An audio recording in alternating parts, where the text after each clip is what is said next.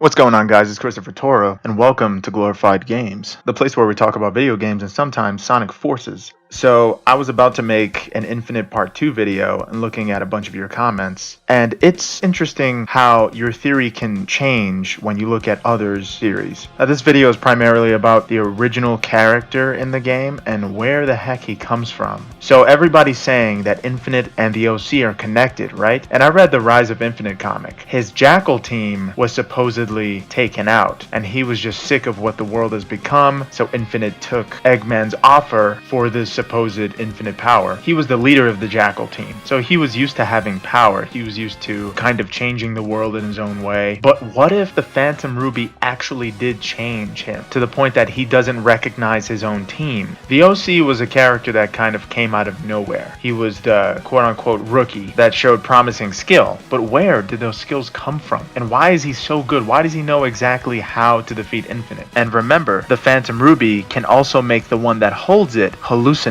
What if Infinite couldn't see exactly who the OC character was because the Phantom Ruby was preventing him from doing so? It's also strange how the OC character didn't talk much. In fact, after defeating Infinite, the OC just goes away. Sure, that could be lended to the fact that the OC resembles Sonic's personality, but here's my theory, and I'm not sure if you know exactly what I'm going at here. What if the OC was a part of the Jackal team and one person survived besides Infinite? When you're face to face with Infinite, instead of giving in to his power, the OC just stretches his fist forward. For some reason, you don't see anyone else on Sonic's team stretch their fist forward. But the first thing you see when reading Rise of Infinite is Infinite stretching his fist forward. It seemed like that might have been what the Jackal team does, because I never saw Sonic stretch his fist forward besides the time he gave the OC a fist bump. So what if the OC was originally a part of the Jackal team, and if that's what the creators are trying to tell us with Rise of Infinite? Because another theory, and something that was proven, was that the Phantom Ruby can change the host. Sure, Infinite has an ego that could be part of his current persona, but what if he can't recognize anyone he used to know? Because Eggman is sort of the controller of the Phantom Ruby, sure, Infinite would know his host, and he would know his base personality. That would make somebody under the influence of the Phantom Ruby okay with being under control because they think that they still know who they are. But what if when looking at a face, you can't really recognize that person? What if they all look like the enemy? And even when coming across your own comrade, you still don't know who they are. And seeing how Infinite covers his face and how that's such a big deal, that could be a reason why the OC didn't recognize him from the Jackal team. Maybe there is somewhat of a backstory there, which was never really made clear to us, but it would be crazy if the OC was actually Infinite's right-hand man, and that's the reason why he's so skilled, because Infinite trained him and he trained the rest of the Jackal team. The Jackal team wasn't that big, but they were all skilled, I assume, and they were kind of like brothers to Infinite. And sure, you could pick different types of animals, but a wolf is an option when picking your OC's type. And some of the gear that you get is seen on other members of the Jackal squad. But maybe just like Infinite, the OC took on another personality after facing near death. And maybe the Jackal squad was known to be dangerous by Sonic's team as well. So it's a possibility that the OC character disguised themselves as a different kind of animal to get into Sonic's team. Or maybe the original concept for the OC character was just a wolf, and the story was supposed to be that the OC came from the Jackal squad just like Infinite, and how these two separate comrades ended up on two totally different sides of the spectrum. There's also the possibility the Phantom Ruby could have altered Infinite's perception. So that's my theory about the OC character, and let me know what your theories of the OC character are, and where he came from, and why he all of a sudden disappeared after everything was finished. And just so it makes it easier for me to find it, title your comment #OC. And also, if you have another theory about Infinite, title it